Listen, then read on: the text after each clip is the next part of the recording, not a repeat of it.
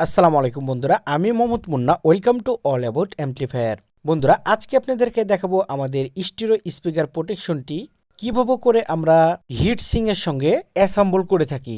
মূলত যেহেতু এটা হচ্ছে স্টিরিও সার্কিট, এর জন্য এটাতে স্টিরিও স্পিকার প্রোটেকশন লাগাতে হবে, না হলে হবে না। অনেকেই বলে থাকেন যে ভাই, মোনো সার্কিটের সঙ্গে স্টিরিও স্পিকার প্রোটেকশন লাগানো যাবে কিনা। হ্যাঁ বন্ধুরা, মোনো সার্কিটের সঙ্গে আপনারা স্টিরিও স্পিকার প্রোটেকশন লাগাতে পারবেন।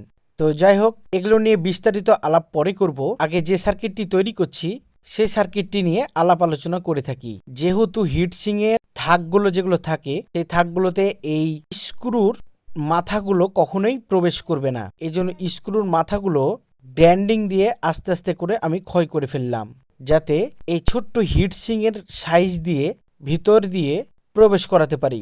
আপনারা একটি জিনিস খেয়াল করে দেখুন, সঙ্গে সঙ্গে একটি কাজ কখনোই হয় না। এই কাজটি করতে হলে কতটা পরিশ্রম করতে হয়, কতবার মাপজোক নিতে হয়, কতবার একটি সার্কিটের সঙ্গে আরেকটি সার্কিট বসিয়ে বসিয়ে দেখতে হয়। আসলে বন্ধুরা, মাপজোক মানেই ফিনিশিং, মাপজোক মানেই অসাধারণ কাজ, মাপজোক মানেই পরিপূর্ণভাবে সার্কিট অ্যাসেম্বল করা। দেখুন আপনারা, পিএনপি এবং এনপিএন যে লাইনগুলো আছে, তারপরে অ্যাম্পের যে লাইনগুলো আছে, আউটপুটের যে লাইনগুলো আছে, 12 ভোল্টের যে লাইনগুলো আছে, সবগুলো লাইন আমরা একত্রিত করে একটি জায়গা দিয়ে বের করে ফেলবো।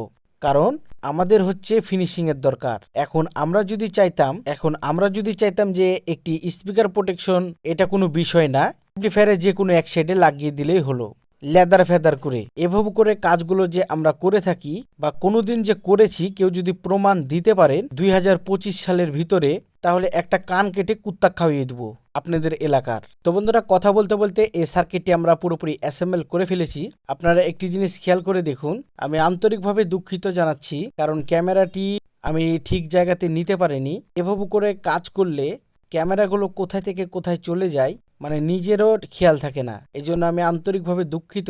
এবং সার্কিটটি এবং স্পিকার প্রোটেকশন স্টুডিও সার্কিটটি হিটসিং এর সঙ্গে কিভাবে করে অ্যাসেম্বল করছি, কিভাবে করে লাগাচ্ছি, আপনাদের চোখের সামনে দিয়ে ভিডিওগুলো সবগুলো আপনাদের মাঝে শেয়ার করে থাকি। আপনারা একটি জিনিস খেয়াল করে দেখবেন, অনেক চিটিং বাটপারে ভরে গেছে। এই চিটিং বাটপারদেরকে বুঝবেন কিভাবে করে, আপনি টাকা দিয়েও পরীক্ষা করে নিতে পারেন, অথবা তার ভিডিওর মাধ্যমে তাকে যাচাই বাছাই করে নিতে পারেন। আপনাদেরকে শিখিয়ে রাখি, যারা চিটার হবে তারা কখনোই ভিডিও দিবে না, শুধুমাত্র ছবিগুলো পোস্ট করবে।